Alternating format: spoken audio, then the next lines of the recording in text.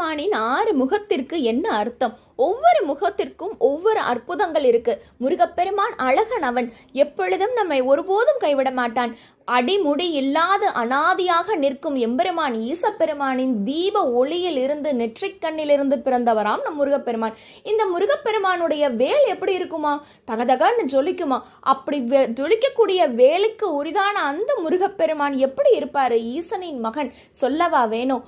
அனாதியாக நிற்கும் ஒவ்வொரு அடியார்களையும் கைதூக்கி விடும் எம்பெருமான் ஈசப்பெருமானின் கருணை முகமே இந்த கந்தனின் முகம்.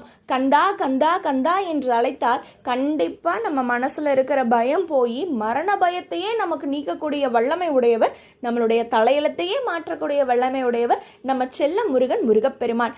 அப்போ தலையெழுத்தையே மாற்றக்கூடிய முருகப்பெருமான் நம்ம வாழ்க்கையில இருக்கக்கூடிய சின்ன சின்ன பிரச்சனைகளை சரி பண்ண மாட்டாரா? எதுவுமே கேட்க வேண்டாம், ஐயா நீ என் கூட இருந்தா போதும்னு சொன்னா போதும்.